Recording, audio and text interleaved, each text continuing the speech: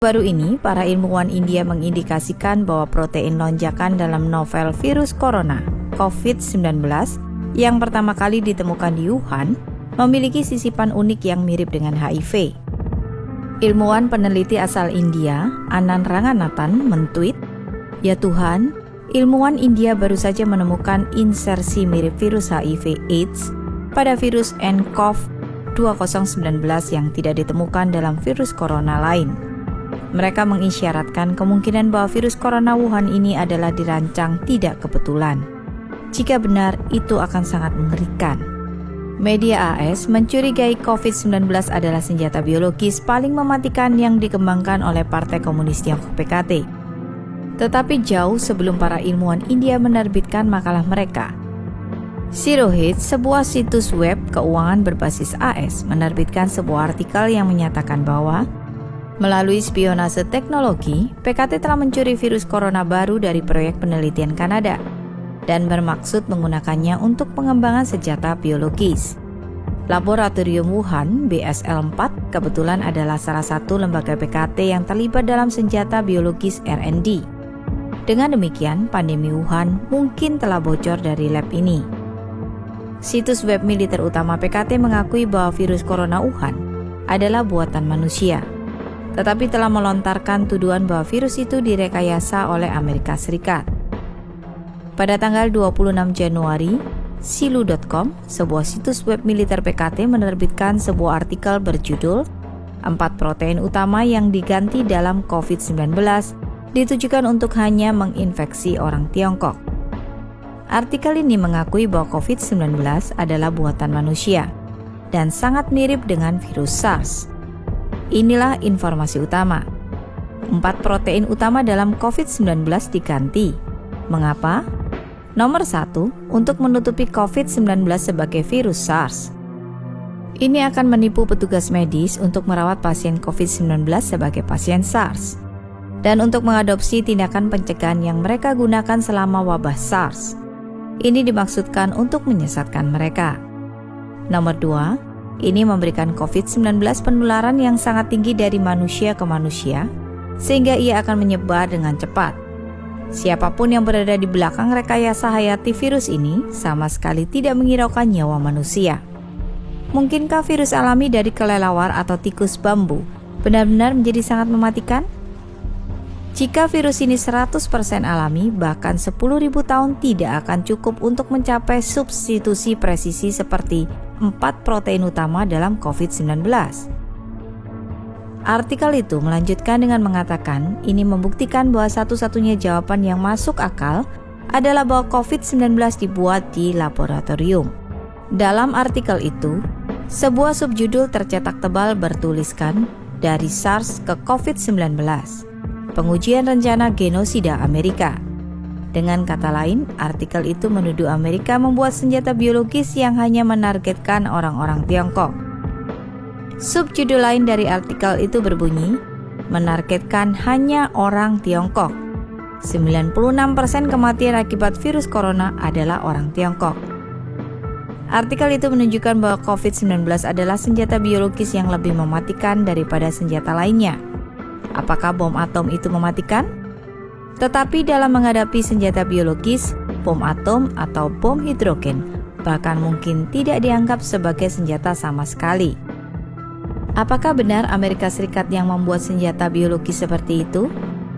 Kita perlu meninjau pidato internal dari 20 tahun lalu yang diberikan oleh Menteri Pertahanan Tiongkok saat itu, Zhi Haotian. Pidato itu berjudul "Perang Tidak Jauh Dari Kita". Itu adalah bidan yang memastikan kelahiran abad dominan Tiongkok. Dalam pidato itu, Zhi membahas rencana jangka panjang yang menjamin peremajaan bangsa Tionghoa. Zhi mengatakan kita harus terus mencengkram 3 isu utama. Pertama, masalah ruang hidup yang dihadapi Tiongkok karena populasi berlebihan yang serius dan lingkungannya yang memburuk. Dengan demikian, ini mengarah pada masalah kedua. PKT harus mendidik orang-orang Tiongkok untuk go global. Dengan ini, Zhi berarti menaklukkan wilayah baru dan membangun Tiongkok kedua melalui kolonialisme. Dan akhirnya masalah ketiga dan yang paling kritis. Masalah bagaimana berurusan dengan Amerika Serikat. Tzu memperingatkan para pendengarnya. Ini tampaknya mengejutkan, tetapi logikanya sangat sederhana. Ada bentrokan mendasar antara Tiongkok dan kepentingan strategis Barat. Dengan demikian, Amerika tidak akan pernah membiarkan Tiongkok mengambil alih negara lain dan membangun negara Tiongkok kedua. Amerika akan menghalanginya. Tzu melanjutkan penjelasannya. Apakah Amerika akan mengizinkan kita untuk mengglobal dan menguasai ruang hidup baru? Jika Amerika bertekad untuk menghentikan kita, maka akan sulit bagi kita untuk mengadopsi strategi apapun yang berarti melawan Taiwan, Vietnam, India, dan bahkan Jepang. Jadi, berapa banyak wilayah baru yang sangat berarti yang dapat diharapkan untuk kita taklukkan? Sederhana saja. Hanya negara-negara dengan wilayah luas seperti Amerika Serikat, Kanada, dan Australia yang dapat memenuhi kebutuhan kolonialisasi skala besar kita. Tzu Haotian berkata, kami tidak akan bertarung menggunakan senjata nuklir dengan Amerika. Itu sama saja dengan mati bersama. Kami tidak sebodoh itu. Tetapi menggunakan satu-satunya rahasia untuk menggunakan senjata non-destruktif yang dapat membunuh banyak orang, yaitu senjata biologis. Tzu kemudian menambahkan, tentu saja kami belum melakukan apa-apa. Dalam beberapa tahun terakhir ini, kami telah mengambil kesempatan untuk mendapatkan senjata seperti itu. Partai Komunis Tiongkok PKT percaya senjata biologis sangat penting untuk mengalahkan Amerika Serikat. Tzu menghubungkannya dengan Deng Xiaoping, yang memprioritaskan senjata biologis sebagai senjata paling penting. Tzu berkata, ketika kamerat Deng Xiaoping masih hidup, dia membuat keputusan yang cerdik dan benar untuk tidak mengembangkan kelompok pertempuran kapal induk. Sebagai gantinya, kita akan fokus pada pengembangan senjata biologis yang memusnahkan populasi musuh kita. Meskipun sulit dipercaya, tetapi Tzu melihat dirinya sebagai seorang komunis kemanusiaan. Dia mengakui bahwa dia merasa bertentangan dengan hal ini. Kadang-kadang saya berpikir tentang betapa kejamnya bagi Tiongkok dan Amerika untuk menjadi musuh, kata Tzu. Bagaimanapun, Tzu mengakui bahwa Amerika membantu Tiongkok selama Perang Dunia II. Orang-orang Tiongkok ingat bagaimana Amerika membantu kami melawan imperialisme Jepang. Tetapi semua itu tidak lagi penting sekarang. Dalam jangka panjang, pertempuran antara Tiongkok dan Amerika adalah satu pertempuran yang hanya satu dari kami yang menjadi pemenang. Tetapi Amerika adalah negara paling sukses di dunia saat ini. Hanya ketika kita telah berhasil mempelajari segala sesuatu yang bermanfaat dari Amerika, kita berharap untuk bisa mendudukinya di masa depan. Kita tidak boleh lupa apa yang telah diajarkan oleh peradaban kita di masa lalu berkali-kali. Tidak mungkin ada dua harimau yang mendominasi gunung yang sama. Jadi kita harus membuat persiapan untuk dua kemungkinan hasil. Jika perang biologis kita terselubung dan berhasil, maka itu berarti perjuangan kita melawan Amerika dan mengakibatkan jumlah kematian paling sedikit dari orang-orang Tiongkok.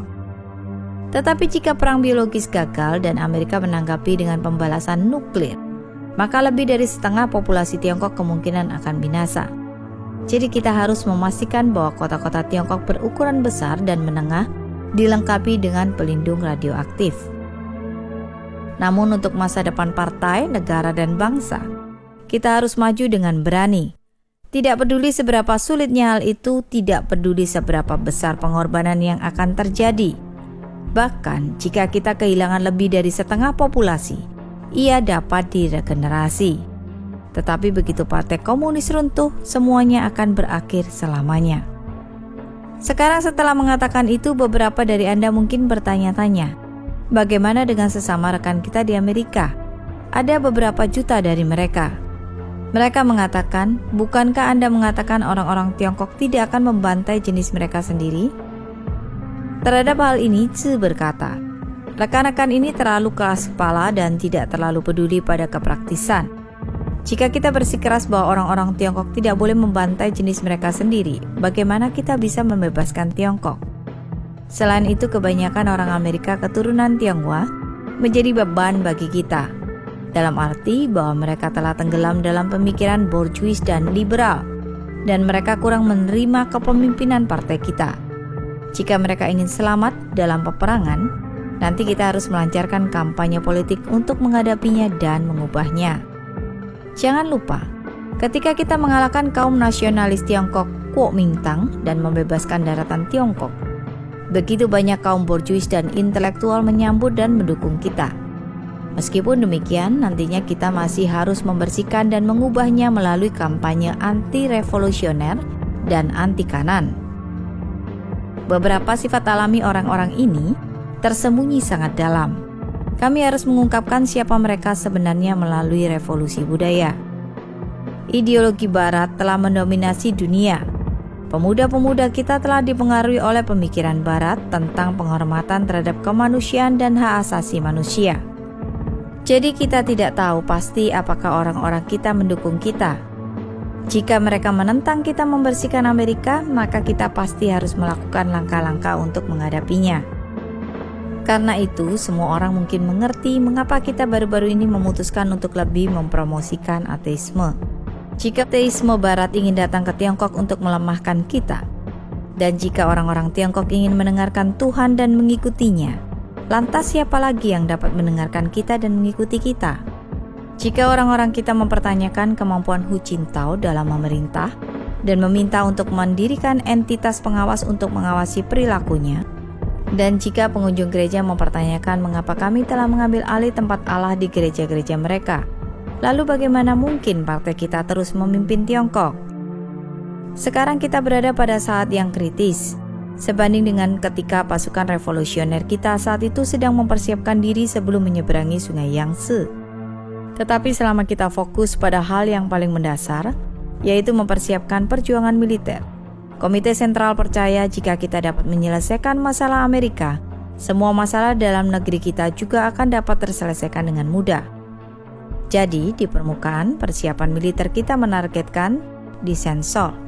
Tetapi sebenarnya ia menargetkan Amerika, dan tujuannya jauh melebihi mengalahkan kapal induk dan satelit AS. Dalam artikel itu, Tzu juga mengatakan, perkembangan ekonomi kita sebenarnya untuk mempersiapkan perang. Ini bukan untuk meningkatkan kehidupan orang-orang Tiongkok dalam jangka pendek. Ini juga bukan untuk membangun masyarakat kapitalis yang berorientasi konsumen. Dia secara terbuka menyatakan, kami masih menekankan pembangunan ekonomi sebagai fokus, tetapi pada kenyataannya pembangunan ekonomi berfokus untuk perang. Pada tahun 2003, tak lama setelah pidato Tzu Hautian, ia mengundurkan diri sebagai Menteri Pertahanan, dan pada tahun yang sama, SARS, coronavirus, pecah di Tiongkok. Secara kebetulan juga, di tahun yang sama otoritas Tiongkok memutuskan untuk membangun laboratorium virus P4 BSL-4 di Wuhan. Berdasarkan konten dalam pidato Tzu, mungkinkah virus COVID-19 yang dimulai di Wuhan berasal dari lab P4 Wuhan? Grid Game India percaya bahwa COVID-19 dapat menjadi senjata baru sebagai bagian dari skema PKT untuk mewujudkan komunisme jahatnya di seluruh dunia. Coba pikirkan semuanya. Bukankah ini sesuatu yang benar-benar menakutkan? Siapa di belakang senjata biologis ini? Mengapa mereka membuat senjata biologis ini? Negara-negara Barat belum memahami motif tersembunyi mengapa Tiongkok ingin ambil bagian dalam membangun laboratorium BSL-4. Seperti yang kita bicarakan di kota Wuhan yang merupakan kota metropolitan utama di Tiongkok dan tidak jauh dari laboratorium BSL-4 PKT, COVID-19 terus menyebar dan menimbulkan kekacauan. Stephen K. Bannon berkomentar bahwa orang-orang di Barat mengalami kesulitan memahami gagasan bahwa beberapa pemerintah dapat membuat senjata semacam itu di laboratorium, kemudian melepaskan senjata-senjata ini untuk membunuh rakyat mereka sendiri. Ini belum pernah terjadi sebelumnya dalam sejarah manusia, dan pemerintah di Barat tidak bisa mempercayainya. Dan langkah pertama adalah mencari tahu apakah virus corona Wuhan itu alami atau dibuat di laboratorium.